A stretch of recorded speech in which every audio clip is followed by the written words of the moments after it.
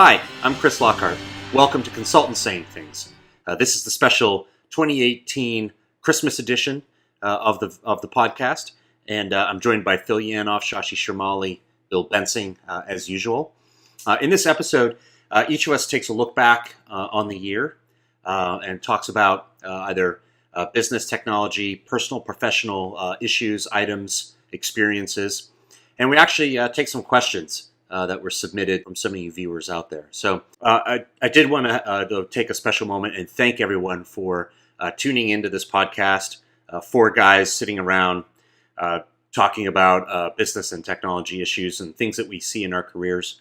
I think it's meant a lot to the four of us that people have actually watched it and come back and watched it again. And what I would encourage you to do is stick with us.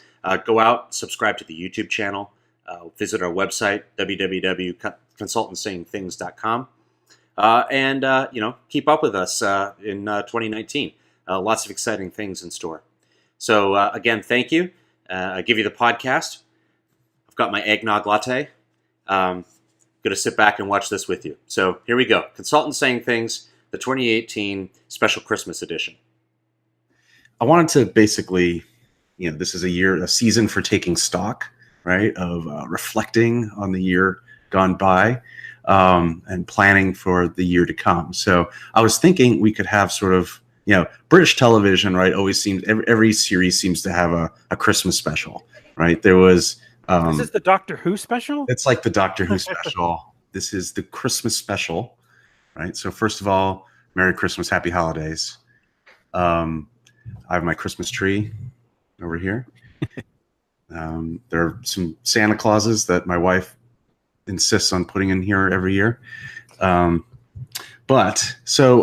Basically wanted to have sort of a last episode of the year. We've got 12 episodes in the can, which is not bad considering we started, I think, April? Since we started with none, that was the way I think I would go. Yeah, exactly.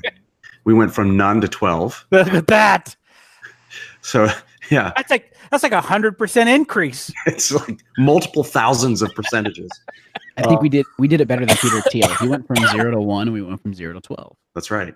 And so, not bad. I actually spent some time reaching out to the thousands of people who have liked a video or watched a video or commented on a video. I didn't reach out to all of them, obviously, but I've selected a few people. And I've got a list of questions in email. I've written a few of them down, and we can get to the question and answer session at some point here today. All right, so holiday beverage. Mine is I thought it was tea. Yeah, it's tea in the teacup. I'm not really supposed to be drinking, but it's a Doppelbock, Deepwater Doppelbock. Ooh. This segment brought to you by Deepwater Doppelbock. Deepwater Doppelbock. Smooth, rich taste of Friday. All 12 ounces, brewed in South Carolina. I like the little cards in the bottom, really official. Like, all right, we're going. How has everyone's year been?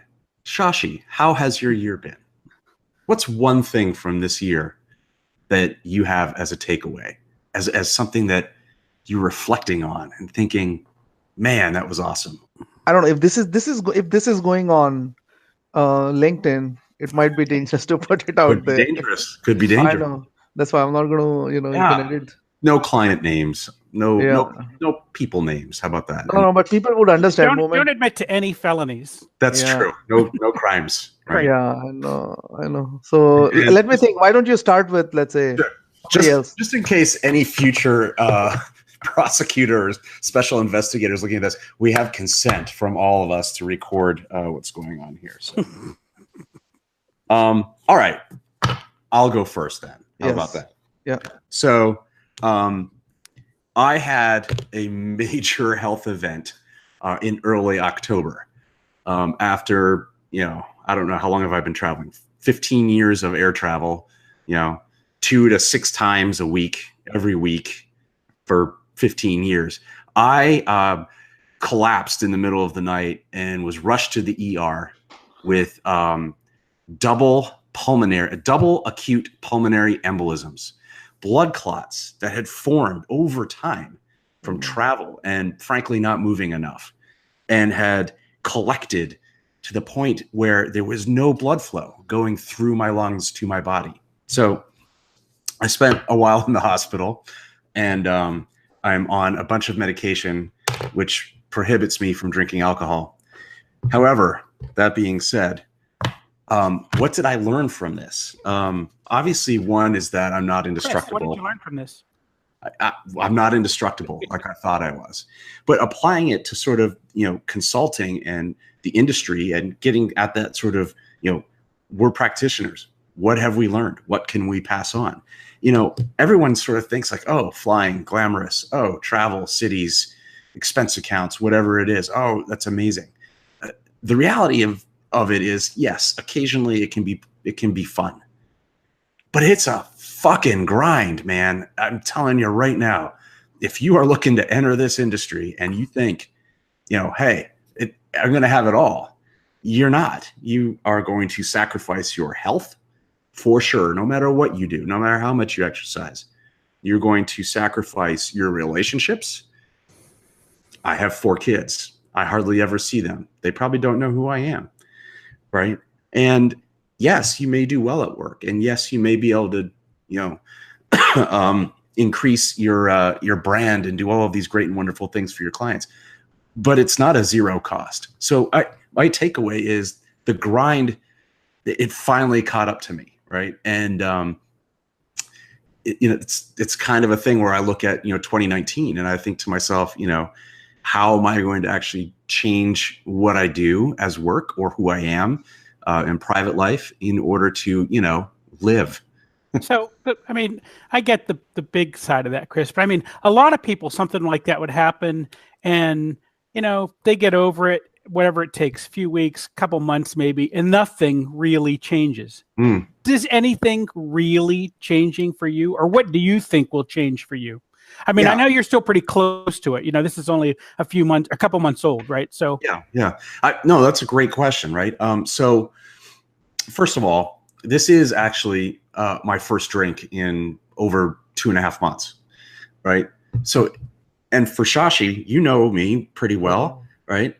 That's a fairly astonishing thing right there. I can't believe it. Right. We're all trying to figure out how a pulmonary embolism beat alcohol poisoning. I was on borrowed time. It caught up with me. That grind is real. You can't escape it, and it will eventually catch up with you. So if I was in college looking to go to consulting, I think I've just figured out that based on what you said, I need to find another job somewhere else. Unless I'm going to work out 3 times a day and do it for the rest of life, or else I'll wake up at the age of 31 on the floor with pulmonary embolism. Right, alone in a hotel room someplace. But just a thought, right? Do you think, what we eat and what we drink and how we conduct ourselves beyond the work hours is not addressed as part of the project? But given that we are on project for 4 days a week, why don't we have some of those like special type of initiative which an engagement manager or a partner in the project, kind of cultivates good habit around that? Let's say whether it's going to the gym as a team in the morning and puts more discipline around it, saying that, hey, we are not going to eat, we will eat junk only once in 4 days, but rest 3 days we are not going to eat junk. So it's being more disciplined around that. And you do scoring, you can do some level of gamification, you incentivize people. But when you have the group, what you just said, the group energy can channel you into bad habits of eating and drinking, but the group energy can also move you in the positive direction. How about I challenge consulting partners and make it as a positive energy? Yeah, and I think even going further than that, and large companies like Pricewaterhouse that has both an audit and advisory arm, right? They obviously, even if you're not working in the audit area, even if you're working in the advisory area, you still have all sorts of compliance rules and regulations that you have to do training on, mandatory and adhere to. I don't see why there's any reason why you couldn't also have, and I don't know what it would be, but some sort of health mandates, right? Because I mean, they're investing a lot of money in these people, especially when you get to partner and above. That's a lot of money that the clients and the firm has put into that person. You can't allow that person to die of a heart attack in their 50s. There was a consulting firm that was working with me at a previous job, working for me. And one of the individuals by the name of Doug was a very avid rock climber. After we'd go and we'd work a full day, we'd go and we'd hit the rock gym or the climbing gym. I don't want to call it like a bonding because that's really what it was not meant. It was like, let's just get together, let's climb, maybe we go for beers afterwards or something like that. But it actually helped the project out a lot. It helped because we had time to sit back, think. I mean, there's some blood flow, and we talked about things that we may not have talked about. We asked questions we may not have asked about. It helped cultivate relationships among individuals. It's pretty hard to rely upon the team or the corporate culture to do this. You, as a consultant, have to decide on your own, this is what you're going to do. And if you can drag some other people with you into not dying while you're at work, right? Then that's a pretty good thing, right? So I think like the thing that we did, when my office was downtown, we walked a couple of miles at lunch 4 days a week, right? I mean, it was part of the regular routine. It's what we would do. We'd walk 2 miles and eat lunch. But the thing is, now that I don't have that routine, I clearly can miss it. I have to figure out other things to do so I don't gain weight, so I don't keel over, whatever. You're talking about mind, body, and soul in a way, right? And it's real easy for those of us who are working with ideas and working with people to not go out and take care of ourselves while we are doing that. It can be easy, but we're not really delivering 100% when we do that because our brains are getting tied up in a body we're poisoning. How can we solve that problem? What can we do with that? I think that's great advice. So that's true. And one more responsibility what we has as senior consulting people is to nurture the next generation of millennials or whatever you want to call them as, who are joining the workforce into consulting. Cheaper replacements. Yeah. So when they come in, they get free food, they get free drink, and there is a chance that they might go in some other direction. Rather than being straight. So it's like a fraternity-based moral responsibility to guide them in the right direction. Yeah. Agreed. Or corrupt them. However. Okay. I'm depressed. I know, right? So all right. So that was my depressing one. So Phil Yanoff. Give me a thing. What's if you're year in review, you're looking through the year. A real positive thing for us that I thought was going to be super hard and turned out to be something that we just had to be open to and make some changes, and poof, we were able to pull together. But we expanded Tech After 5 into Bangalore using a team of folks to run a Tech After 5, a live networking event in Bangalore according to the way we normally do it. And that has just been amazing. We've already had 2 successful events. We're going to start back up in January. They're taking December off, which makes sense, travel and all that. But they'll be back in January. But their evaluation, the leaders down there have said, this has exceeded all of their expectations for what they thought they could do in 2 months. And they're excited about, doing more of these. So I got off a call with them there a week or so ago. And they said, I see it's our job that we have to go and find our sponsors for next year because this event is really useful to our audience and we want to help them. Congratulations, man. That's awesome. Well, thank you. Thank you. But that was a thing that, we started it once before, but I couldn't quite, it was me. I was the holdup on that. Right. And then I said, all right, well, let's try it again. Let's try this and let's see what happens. And I was very tenuous about it, but I had to say, look, these people understand what I'm trying to get done and they agree. And so they want to go do it there. And they did. And so poof, we're doing something 9.5 time zones away.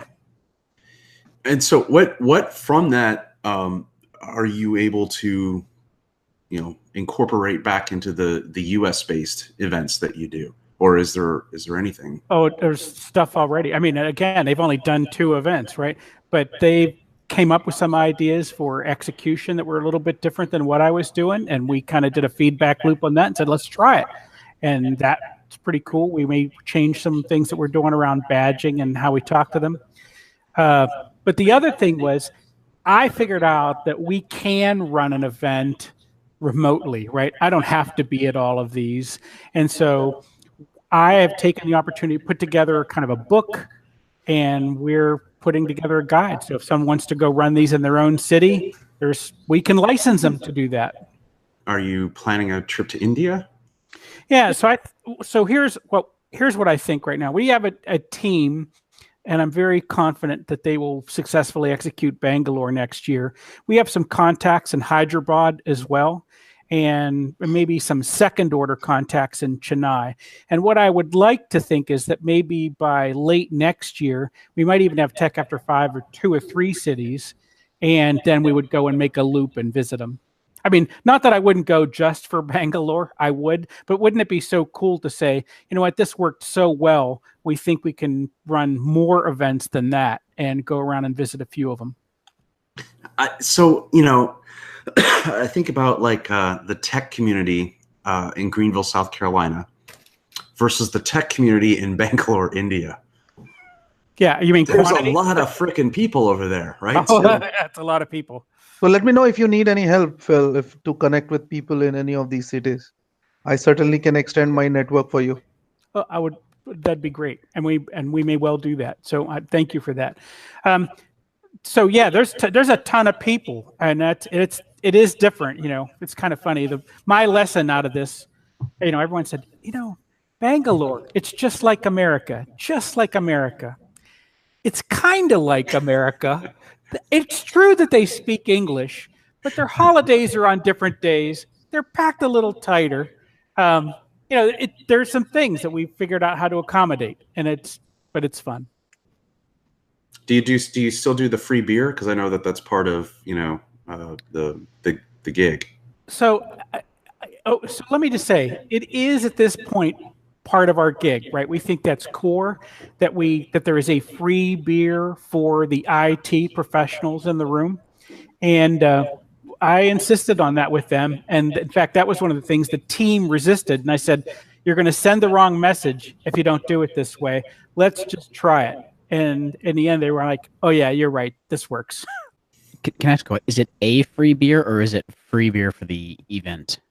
Yeah, we don't do free beer for the event because there's guys like Lockhart here that'd drink us out of house and home. So no, here's the thing. My job isn't to get a bunch of people drunk. I never did want that. But I do think that if I put a beer in their hand, that getting that first one in their hand makes the conversation start easier. And that's what I really want to do. I mean, I want to put 50 to 100 people in a room and have them have a great conversation and advance the tech space for wherever they are, right? Whatever they're doing in their career, I want them to talk with each other and talk to people who are frankly non-tech is part of the formula.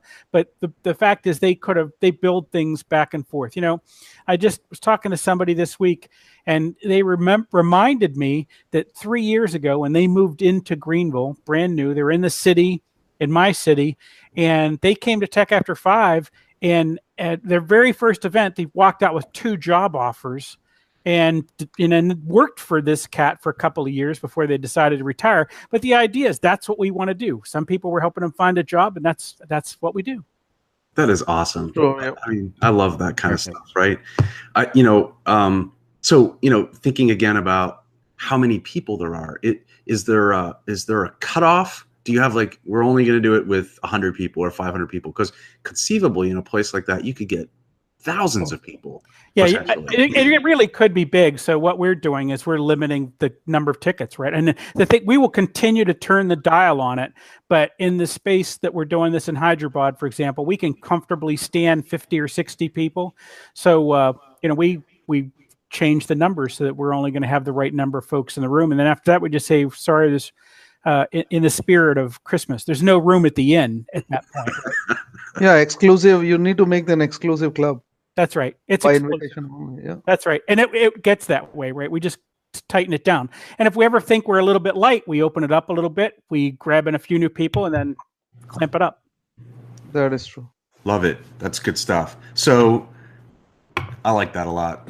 And congratulations. I've been to a few of them over the years. Yeah.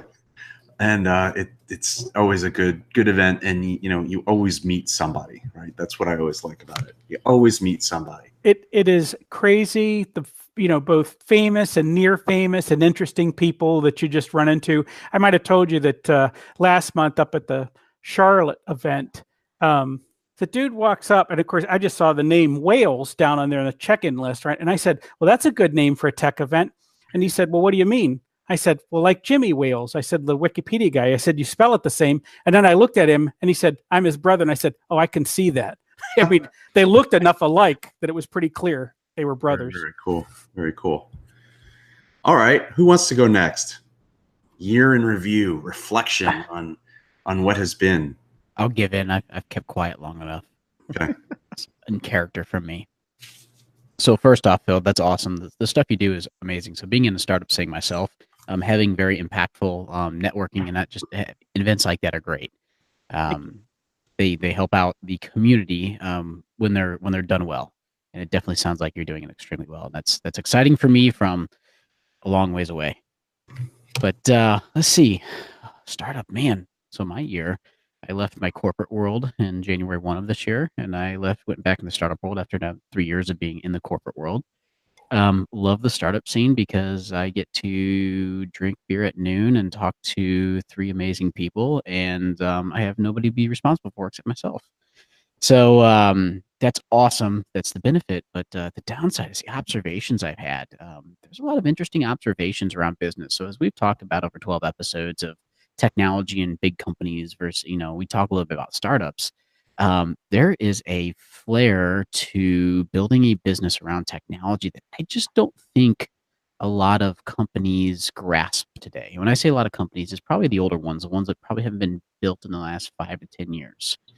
Because maybe I'll venture to say, and I could be wrong, most of your companies built in the past 5 to 10 years are going to be very IT business aligned. Companies outside that are not going to be IT business aligned. And so as I was thinking about like my 3 things I want to talk about around building platforms, enterprise architecture, and my biggest one was like how to change the outdated C-suite. Because if as I look at these startups and I look at I ask myself, how could you do this in a company? And like my biggest lesson I've learned this year so far is like by solving my startup, I started this building this little platform. It's basically a Spotify for experiences, but I ended up having to build a second company, which is a media company. And what I realized that most businesses aren't willing to do that I had to do was solve secondary and tertiary problems for markets so I could solve their primary problem I'm trying to solve. And so, for example, my product is it's referred to as Clatch, CLATSCH.com. Go ahead and check it out. But Clatch is like a Spotify for experiences. Sorry, was that Clatch, CLATCH, Clatch.com? SCH, CLATSCH. CLATSCH.com.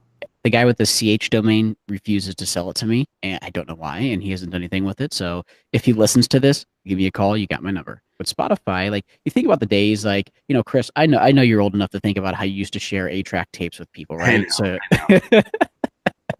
So you think about it, you use the whole mixtapes and the CDs and everything like that. But that's the epitome when you're curating an experience for a person, and that's something I wanted to get into is curating experiences. But as I got businesses on board, what I realized is, small businesses have a problem marketing and telling their story. Some of them won't go hire marketing folks, and I don't blame them because they could be expensive. And I've talked to local marketing firms and marketing professionals, and you get a varying degree of talent, which is why I could see why small businesses would be unwilling to just invest in something. And some of them just may not have the capability to go out and do a true analysis of what a good local marketing firm looks like. So to build this media company and build videos so I could actually tell their story because I realized I was having what I called an Airbnb problem. So Airbnb was they were in Y Combinator and the New York market was tanking. There's a couple things. And it was Peter Graham. It was Paul Graham. He writes these essays. And he's part of one of the founders of Y Combinator. But anyways, they were talking about the New York market, and New York market was tanking, but it was in their biggest markets. And they're trying to figure out why. But then they started looking at the pictures of the apartments in New York, and they realized, well, these pictures just aren't as good as other markets. So they bought a camera, or rented a camera. The legend goes they rented a camera, went up there, took pictures, and then, the quote unquote overnight, it turned into a success.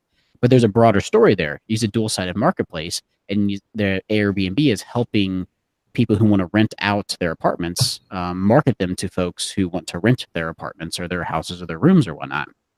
And so I found myself in that issue, and I realized, in the startup world, as you're starting things are ambiguous, and it goes to like corporations who want a really clear path. They want a not just strategy. Let's take strategy. They want a very clear project plan to get from A to B to C, as if everything is deterministic. But what you're starting to see, and this is not just the startup world, but as you're going forward, trying to add new and additional value is non-deterministic. It by itself is stochastic in nature, so it's probabilistic. And literally my bullet points, how to change the outdated C-suite. And so as I was thinking through, I was just thinking of how I can take some of the startup lessons I'm relearning again, but how could I reword them and preach them, talk them, discuss them out to help change the C-suite? Because at the end of the day, you either change the C-suite or you change the C-suite. And I think the unfortunate fact for some of those folks is they're just going to be out of a job, but it will come at a severe cost to the company that I've seen numerous local firms go through, where it's a significant impact to the company, and then they have to change the C-suite. So what does it take to help folks learn how to deal in such a probabilistic and stochastic environment in today's environment? So there's my dissertation for what I've learned from this year, and that's why I love being in the startup realm, because you can do and you can go after that, and it's all about risk. It's you weight risk versus return. But also, there's no such thing as, at least in my startup world, as entitlement funding. I'm not entitled to anything. It's all project-based funding. So I set my own limits. I got $1,000 to do this. After 1,000, if I don't learn something, if I don't do something, if I prove myself wrong, I don't spend $5,000 more dollars. I stop. I go into the next thing. Right. Yeah. And then the next experiment. So, all right. So if you are, looking at the field of consulting, right, with a slant towards maybe productization or through a startup or something like that, is there yes, there's a financial risk. Yes, there's risk of failure always. Are there other risks? Because I see people in their early 20s are like, coming out of MBA school, whatever, I'm going to do a startup, right? And blah blah blah. That's one thing. By the time you gain that experience and knowledge or maybe you bring, maybe like the Zuckerbergs, you buy that knowledge. But if you're bootstrapping this, right, you don't have that knowledge at the beginning. And so by the time you do get that knowledge, late 20s, early 30s, maybe later than that, you have other responsibilities in the world. Girlfriend, wife, whatever, husband, children, pets, mortgage. The other wife. Receding hairlines, those sorts of things, right? That sounds expensive. Can't hide money. Yeah. But it's funny you say that. Like, people coming out of college, like wanting to do a startup out of college, I think is the worst possible idea. The startups are not overnight successes. 7 to 10 years is really where you get your groove. Now you see people like Facebook. There's a couple exceptions to the norm, but go back and study their history. What you're going to find is they had access to a network of folks. Think about Bill Gates. Bill Gates' mom was a VP at IBM. These people, and then Facebook, when Facebook was founded, it wasn't Wycombe, I forget who it was, but was it Zuckerberg was a sophomore or something like that. But also he had was the original founder of Napster. Severino, whatever his name is. Yeah. He got access to a network of investors who had a network of help to help him understand things, right? And so what people don't understand in the startup world is not just about you solo going and trying to like bulk, the mainstream. It's you trying to find a value proposition. And the best way to do that is by finding people around you who are willing to give you feedback. I have a group of mentors that are freaking amazing. And I could not have done what I've done this year without those mentors and that help. To your point is like, you have to set yourself up, and it's career planning in the modern day. I think career planning 20 years ago and career planning today are really two different things. And you have to think tactically about every 18 to 24 months, what are you going to do to extend your skills? And then if you want to go into the startup world, that's awesome. But what I can tell you right now is I was actually having this discussion with somebody the other day where I built my product, put it out, and you get this big rush. You release your product, and all of a sudden, nobody's at the freaking door to answer the doorbell. Yeah. Building up the market base is one of the hardest freaking things you can do. It takes skill, it takes talent, but also as a startup founder, you got to figure out how to do it yourself, because if you're a founder, you're the best employee you're ever going to have. You're the only one that knows your company in and out. You're the ones that knows how to pitch it. No matter how many salespeople or guys or girls you hire, you're always going to be the best person out there.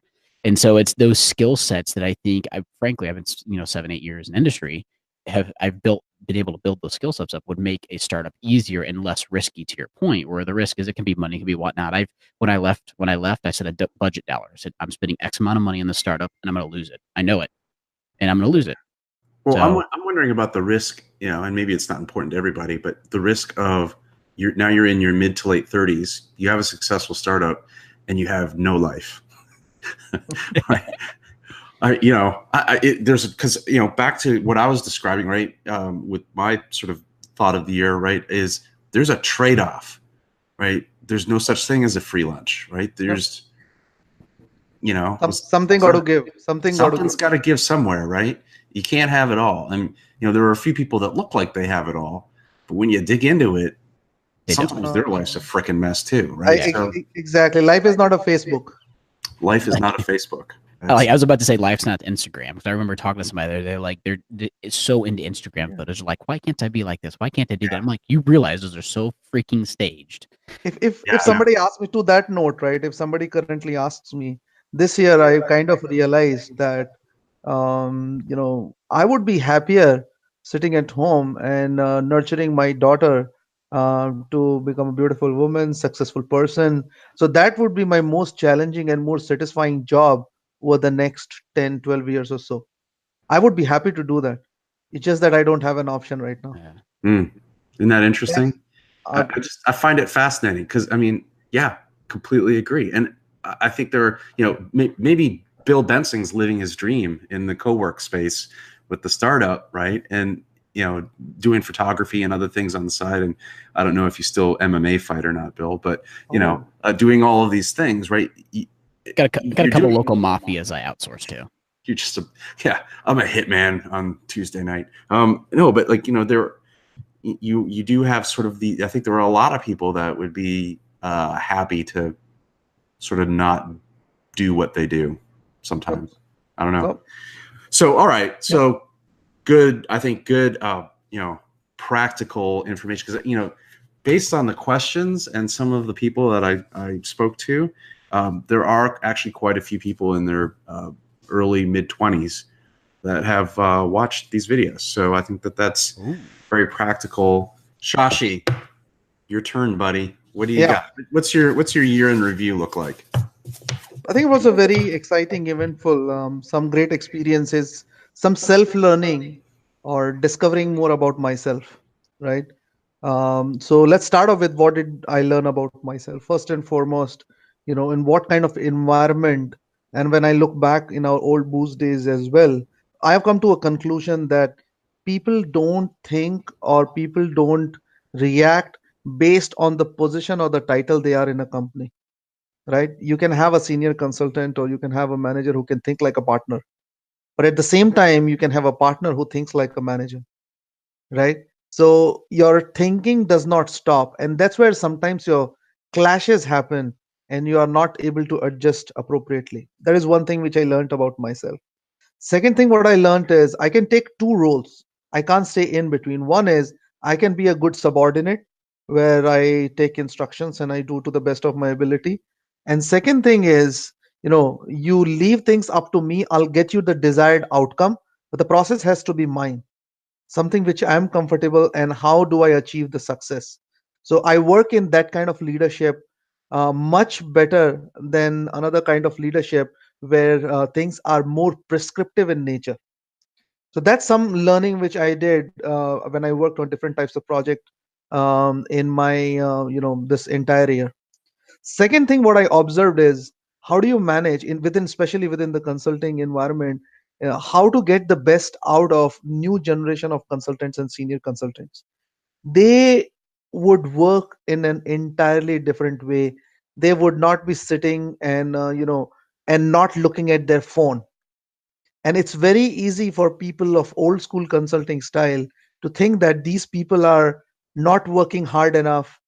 They do not have enough work to finish. So you got to adapt to their style of working, because that's your next generation of consultants and senior consultants who are very passionate, right? People who really want to learn stuff, people who are willing to work hard, but the way they consume knowledge, consume information, or stay motivated is very different than old school, thinking from consulting as well as client as well. I mean, I've seen, like, sometimes client says that, hey, I need you to be at so and so hour, between so and so hour every day in my office. Doesn't fly very well with new generation of senior consultant. Yes, you can do that, but guess what? You're going to lose them sooner rather than later. These are like two big things which I learned in this entire year. One more thing which I learned on the personal side is, what do I enjoy to do most, right? People ask me, what are your plans over the weekend, right? People ask me, what did you do over the weekend? And my answers, I realized, is more in and around accompanying my daughter either to her math class and observe her from outside, solving math problems and getting in front of 50 other smartest student of my county and presenting it to them and getting feedback from the PhD of mathematics, who is kind of is her teacher. Second is watching her in the taekwondo class. So these are the things which gives me a lot more happiness. I sit outside for 3 hours, of course, with my laptop, just looking at her inside the taekwondo school. Right. So these are my answers. This is what my entertainment is over the weekend. So Chris, I totally feel what you're saying. Life is not about making a successful startup. Yes, right now probably Bill has a lot more energy in his tank to create one successful entrepreneur or whatever that may be. But at the end of the day, I think one has to look at it from 360-degree view, and then see where life takes you. And the most exciting things I started this year is, Chris, working with this group of 4 people and getting onto the podcast, talking about things. Yes, it goes on social media. And Chris, right? I'm an ideas guy. I like to talk about stuff. Sometimes I make sense, sometimes I don't. But I have this phobia of writing, right? I have ideas, I want to write, but I can't. But I think this is a perfect channel where I can express myself by talking to people. So things like Tech After 5, things like talking to people over Google Hangout. If I'm sitting with 4 people or sitting with even with my client, I connect with them beautifully because I can talk with that passion and I translate that passion. So that is one of the most exciting things I have done probably in a long period of time. Listening to you, Shashi, Phil, Chris, listening to you guys both talk, I feel like I'm lacking some humanity. Like I'm afraid of kids to death, and all I want to do is build my business. No. No. It's just Please. it's maybe over, so yeah, okay, I got it, right. I think it's almost late 30s, early 40s reaction to the consulting lifestyle, especially, right? Strategy consulting, management consulting, maybe less technology consulting, but definitely sort of the strategic level consulting. It is beaten into you, right? That you must be type A, you must go all the time, right? Always have your laptop, always be reachable constantly through the weekend, right? All of this stuff ostensibly for the client. And I think when you reach a certain age, you begin to realize, like, holy shit, right? Like I'm going to be on my deathbed and someone's, my great grandkid's going to say, great granddaddy, what's your greatest memory of your life? And what are you going to say? Well, it was the digital transformation I did for client XYZ when I showed them how to align their capital expenditure. Like, no, it's not. No one is ever going to say that, right?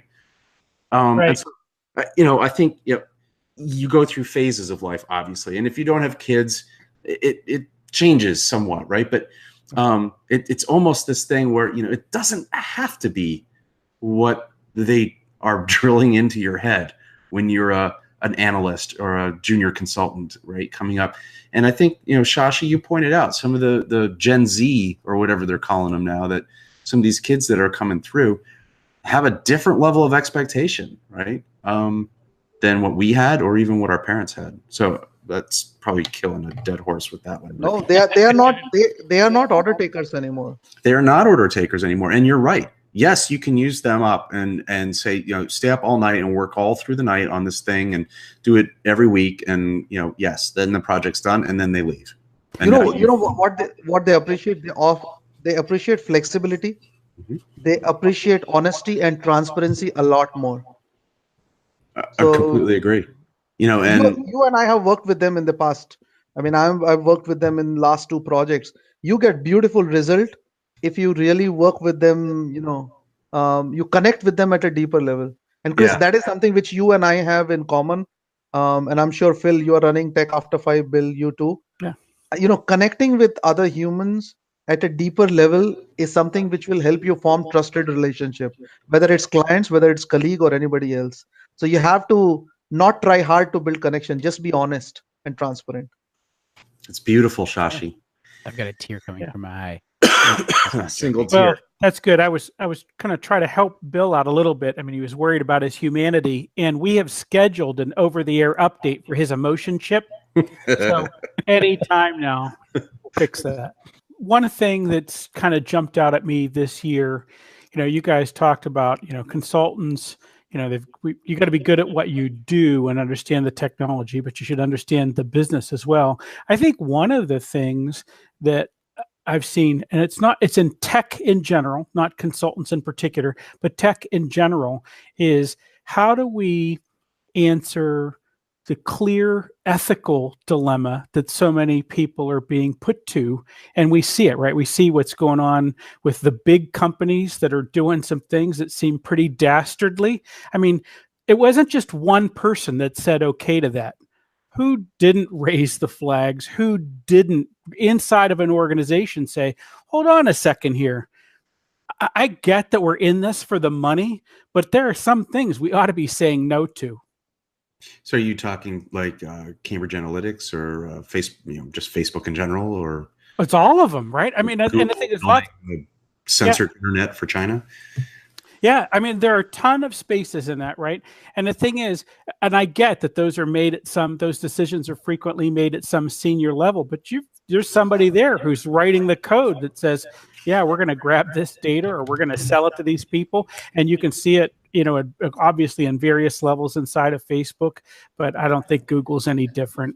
But I think as a consultant, I think it's a pretty serious question of, what do you do when you're asked to do something that you're not sure is the right thing to do? Is there a way? There is no deterministic way. What if there is no deterministic way to say, yes, this is right or wrong? Well, I mean, you have both what's going on inside of your head, what's going inside of your corporate culture, what's going on inside of the consulting enterprise that you're working for, right? I mean, and I have been in the spot, usually when this comes up and I'm having this conversation, I'm thinking about, I can remember very specifically being asked to expose a bunch of private data inside an organization to a person in particular that I wasn't sure was authorized to see it. So now the question is, what am I supposed to do? And my thing was to say no, and you got to get your boss's boss to come back and say, this is what we're going to do. We can't hide the fact that we are showing you someone else's private data. Wow, this crowd's verklempt. Like I'm sitting here, I'm looking at it. So it was the normative ethical theories, right? Utilitarianism, deontology, virtue ethics, ethics of care, egoism. Hold for a second, Bill. Yeah, you're rattling these things off as if they're obvious. A, B, known to the rest of us. Yeah. Okay. So side note. I don't know this stuff. They're sitting here on my computer screen as I Google. So. But, I mean, the thing is, there's my question is, do we have frameworks? Do we think we're having enough of these conversations? I think that we're not, right? And I don't need to get into the pragmatism. I don't need Hume versus Kant. I mean, I don't need that bit, right? But the question is, do we have something to some framework for this, other than it's illegal and it'll put you in jail? Yeah, but I think what you're talking about is the perfect question to ask. What is our framework of ethical reference? How many companies have you walked in? Because everybody talks about ethics, and I've been with a large defense contractor where ethics was just basically protecting themselves from not losing a future contract. That was ethics. Anything that could be perceived as losing a contract, that was their ethics.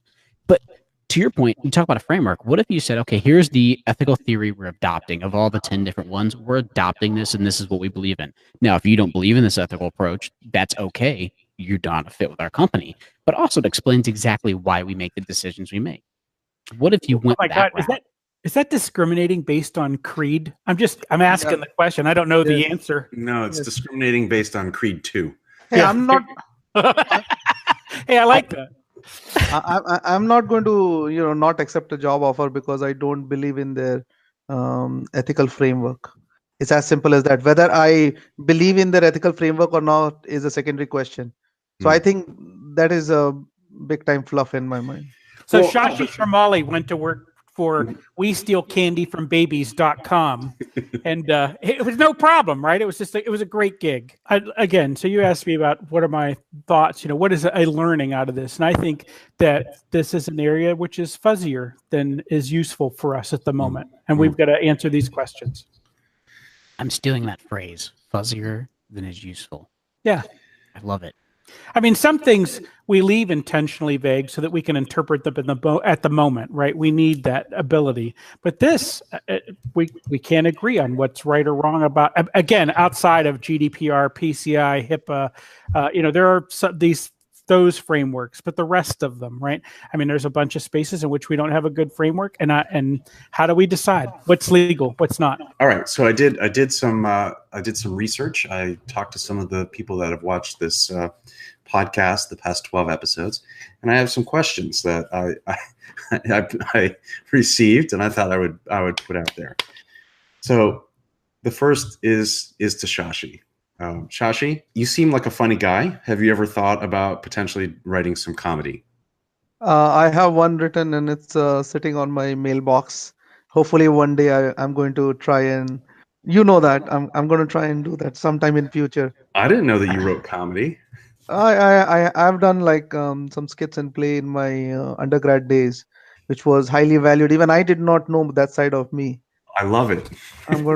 You're going to see me in a comedy club, maybe. I love it. I had no idea. I'm looking forward to it. Lightning round. Lightning round. How old is Bill? That's the question. You just told us that. 32. A follow-up. It wasn't the same person, but since we're talking about you, there were a number of questions about what equipment you use, specifically lighting. Oh God, I can't call the names out, but it's a bunch of cheap stuff from Amazon. Can you turn the camera, or can we see it? Or yeah, so I've got a whole big setup here, but the lighting is cheap set. Right now, I'm just using natural lighting from the window. But right now, I have a Shure, was it SMB 7? I'm not using my pop filter, but I'm running on a Zion X122 output for my mixer, but I'm not really running through the mixer. Run my compressor as a 266SS from DBX. I do run a digital interface here, but it's only on one channel, and you can't see. I'm like, hold on a second, where you guys at? Sorry, this is not gonna make sense. This digital mixer, but then I run through an ARC2 preamp to give me a bit of a warm sound. So I can show that again if that's you guys. Cheating. I know, not a big cheater. So, but that's not all my audio equipment, because if you can see behind me, I have a lot more video equipment on the ground. Sort of can't really see. There you go. So I love it. And all that stuff over here. But the neat thing is, with all that equipment, he doesn't have to wear long pants because it's heating the room for him. Or pants at all. Or pants at all, for that matter. You do not want me to stand up.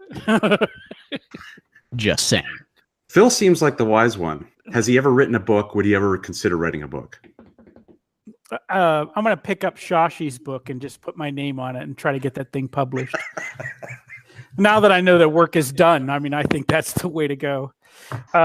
Yeah, I would. I've got a book in me, but it's not out of me yet. It's still in me. All right, this one was for me. I thought this was funny. Chris seems to use a lot of filler words. What's up?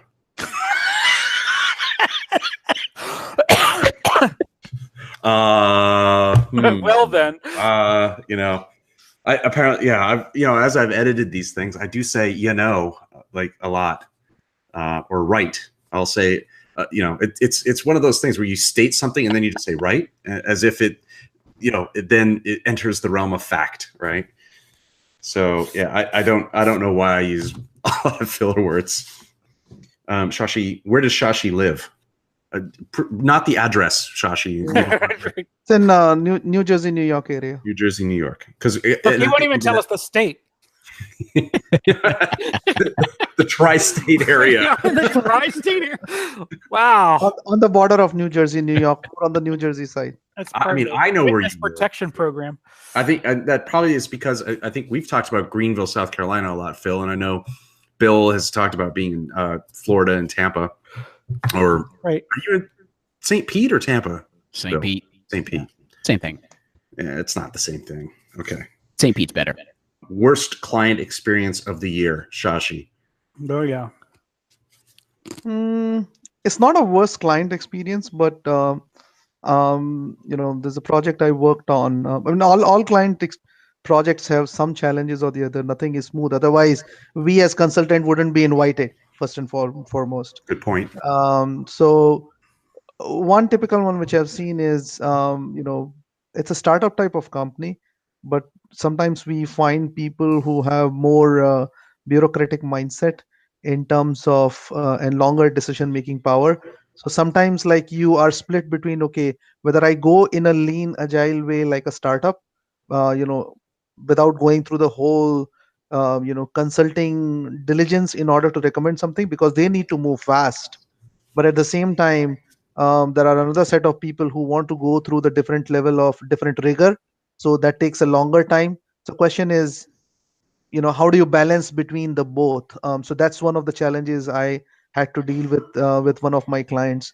I don't know Yeah. if this person thinks that we complain about the clients a lot or what, or something. Well, I mean, I think this is a thing that probably lots of people have lots of bad experiences. Again, probably fodder for a show unto itself, both a recounting of some of this as well as, well, how are what are some of your responses to this kind of stuff? So my world's a little bit different, and this story is a little bit older than that. But I did in fact have a client where I went in, we started a project with them, and I said, you know what, this just isn't a good fit. This doesn't, I mean, you and me, this just isn't working out. And I canceled the contract and wrote him a check for what the balance of what was there and just said, you know what, this just isn't a good fit. And in my case, the reason was, again, good people, but they had expectations I just couldn't meet. And I just I can't do that. We can't operate together that way. So let me just write you a check and I'll go do something else with my time. That's ballsy. Awesome. Yeah. But you know what? And the thing is, then I was no longer worried about them. I mean, yeah, it cost me, there's opportunity costs. I had to give them that money back. But the thing is, I went and got to work with people I really do like, and I'm spending my time doing projects I enjoy. And I am not sitting there late at night thinking, oh my God, this person is driving me crazy. And I have to do it. So I think one of the spots you want to be in your life, I mean, depending, if you're big, you're off doing one thing, but if you're small and trying to run from gig to gig, you got to be in a spot where you say, I don't have to say yes to stuff that I'm going to hate, because it's just, life is not worth that. I mean, again, there are times where you got to take the money, you got to feed your family, that kind of stuff. But, I like, for example, the thing that Bill pointed out earlier, which is get your costs down to where your costs aren't driving you to do stuff you don't want to do. That's a great place to be. It doesn't work for everybody, but if you can somehow avoid getting on the hamster wheel wholesale, it's a good move. I don't think people enter life saying, I want to get on the hamster wheel, right? It's something that just sort of happens. But if you, and I think it kind of happens because, at least, in my experience, I mean, my father's manufacturing. He creates steel, right? That form things like airplane wings and cars, right? So this world is a different world, right? And he didn't, in this particular respect, wasn't able to impart knowledge on sort of how to avoid that rat race kind of thing, because he wasn't in the rat race, right? Yeah. He was doing something that he loved, and if they paid him, that was great. So I don't think people intentionally enter the rat race, and I think a lot of people really don't know that they're actually opening the door to the hamster wheel and gingerly stepping in when they accept a particular job or move to a particular city or embark on a particular career. They don't know that that's actually what they're doing. And I think, how powerful would it be, if there's just one person watching, right, that is about to enter a career and here's what you just said, right? And then thinks to themselves, am I entering the rat race by taking this job, getting out of college? Because I don't want to be in that rat race. And it may look glamorous. The dollar signs might look good, right? And all that sort of stuff. But man, I mean, the things that we've shared, I've shared about my health, and Shashi shared about, travel and some other things. It's like, it may not be worth it. Yeah. One of my favorite consultants has worked out his gig in such a way that he does like 2 or 3 years of gigs for somebody, and then he takes 9 months off. I love that. That's Yeah. awesome. And he was off doing something else, getting on a boat, sailing someplace, doing what he wants to do. But that's the way he recharges his batteries between gigs. Yeah, I know someone like that. I wonder if it's the same person, but I mean, I bet it is. Come to think of it, I think it might be, right? And it's Yeah. just like, text them like, "Hey, you wanna grab a beer or whatever on Friday?" It's like, "No, I'm sailing in the Bahamas." I'm like, that guy, yeah. yeah. I'm like, don't you have a job? Yeah, he does. Don't you have kids? Right. You're on your second wife. You have commitments, Right. Like, how are you just sail away? Because I want to know. Because that's what I want to do, right? But the thing is, you got to think of those pieces. I think you're absolutely right that it is super easy to not see it, but the seductive allure, right? The siren's call of this life can be, well, I've gone and joined, I decided that I got out of college. Now I'm working for this big company. This is cool. I notice a lot of the other guys, and they're going to look at someone who's been doing this 10 years, and they're going to look at his car and think, oh, I got to have that. Yeah, that's more than I would pay, but they'll lend it to me because I got a good paycheck coming in. You know what I'm saying? So it's one step and then it's a house or whatever. But those are the big things. For everybody, it's different. And I'm not saying those aren't things you ought not to do, but if you get on that wheel, getting off is pretty hard. Yeah, agreed. Bill Bensing, what was your worst? Well, you were often the client, so I don't know how we work this question for you, but the question was, what was your worst client experience this year? Up to this past year, I've had one main client that's definitely not been a bad experience. But in the startup world, I do leverage my my consulting talents to help in other aspects. So I'm careful sometimes, and I've also learned over the past year again, and I always relearn this lesson no matter what. Be careful who you try to help. It's not that anybody is malicious. It's not that anybody's bad. It's just that some people will take up a lot more of your time than the investment may be worth. And but part of it too is like, how do you talk to people about that? How do you judge that? How do you relate that? And then also, how do you just pull the cord when you need to pull the cord? So that's been my biggest, like, I haven't had a singular bad client, but there's been times where I'm like, you know what? I need to have a very hard talk with some people and just let them know that there's 3 or 4 steps they need to take before I can re-engage them again. When I think about worst client experience, right, there's a couple ways to look at it. There's, the worst client, right? I haven't had a bad client this year, right? Then there's sort of the worst experience at a client that may or may not be the client. Right. So I'm going to go with that one because, I had an experience this year where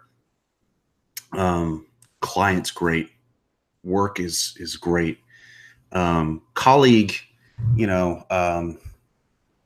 had other things going on and wasn't as engaged as maybe could have been. And, that caused, it's not a problem per se, right? But it's like the cylinder that's not hitting, right? It's like, if we were just on the same page for a week, right? Like we could get so much amazing stuff done.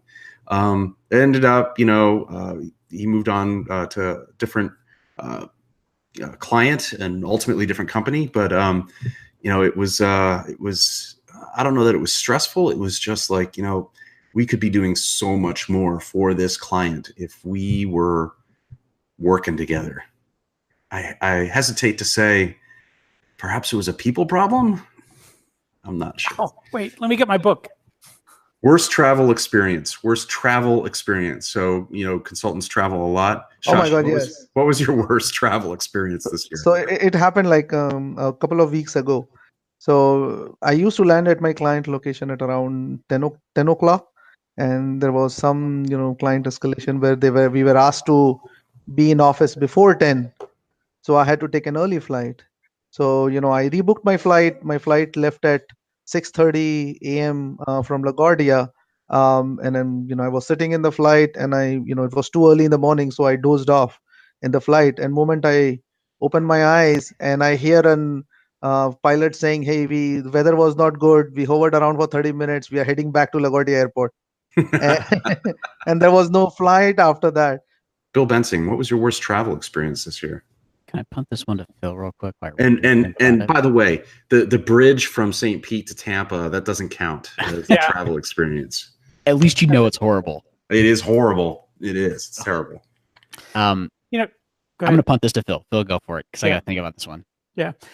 This is funny because, I have given up traveling a lot, right? I have not traveled a lot this year, but twice, not once, but twice, we have had my wife drop me off at our local airport for a flight that was going up to Pittsburgh.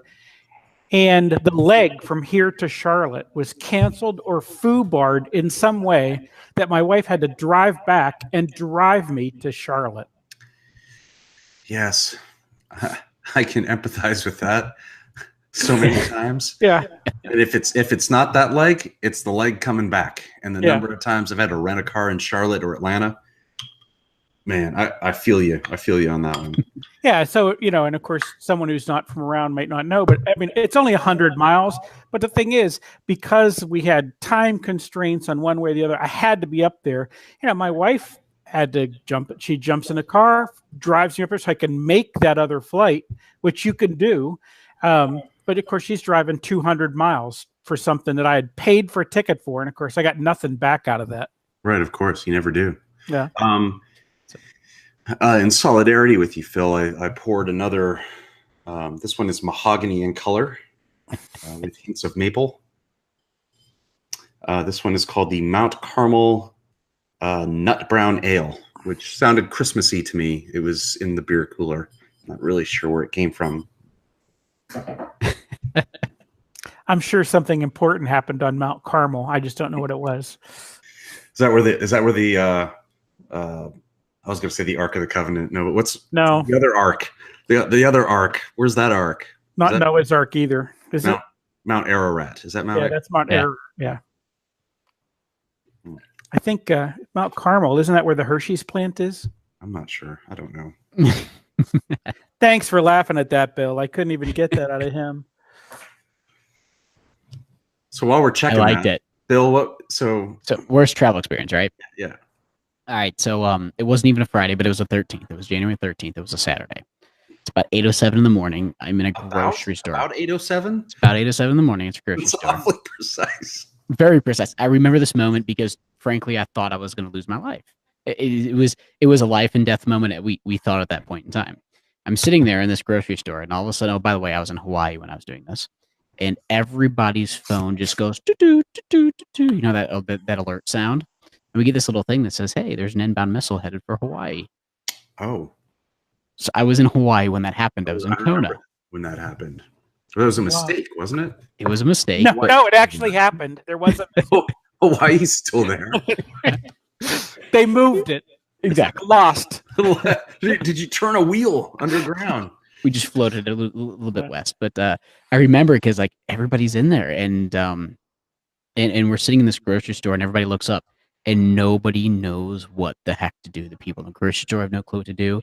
Half of us there we don't live in Hawaii. We're not natives, and so everybody's looking at each other. Some people start crying and everything like that. We're like, okay, so what's going on? But we didn't know if it was a joke, was real, but everybody got it. And so that you're was saying the messaging was effective in that you got the message, but ineffective in that no one knew what to do with that information. Exactly. Highly effective because we all got it. Like my dad called 2 seconds later. He's at the hotel and he said, "Hey, did you get this message?" And then I tried calling people in the mainland, but it was at Hawaii 7 hours before most of the time. So it was like 3:00 in the afternoon there. Anyway, everybody's sleeping. So I reach out to a bunch of people. I'm like, "Hey, have you guys heard of missiles coming towards Hawaii? Like, we just got this message. Can somebody," because the internet, like once that text went out, the internet you could not get internet, cell internet, nothing. I could not get Twitter. I could get nothing. But also we didn't see anything on Twitter and Facebook for almost 35 to 40 minutes after we got the initial alert, which was interesting to see how long it takes information to propagate. So that was the first bad thing that happened. And as I was leaving Hawaii, that was a bad thing to happen to leave Hawaii, we got the wheel off the ground, and then all of a sudden the jet slammed back on the ground, and something was wrong. So we had to spend another night in Hawaii. which that was absolutely I horrible. don't know that that's a terrible experience, though, Bill. For me, it was not, Had to spend another night in Hawaii. for me, it was not that bad. We had an extra. We had a timeshare that we had an extra night at. But for the rest of the people on that airplane, most of them had to spend the night in the Kona airport, which is not an air-conditioned airport. It's all outside, and Hawaii is not exactly the least humid place in the world. So Wow. yeah, so that was my travel experience for this year. Trapped in Hawaii. I know. It was so humid, says the guy from St. Petersburg, Florida.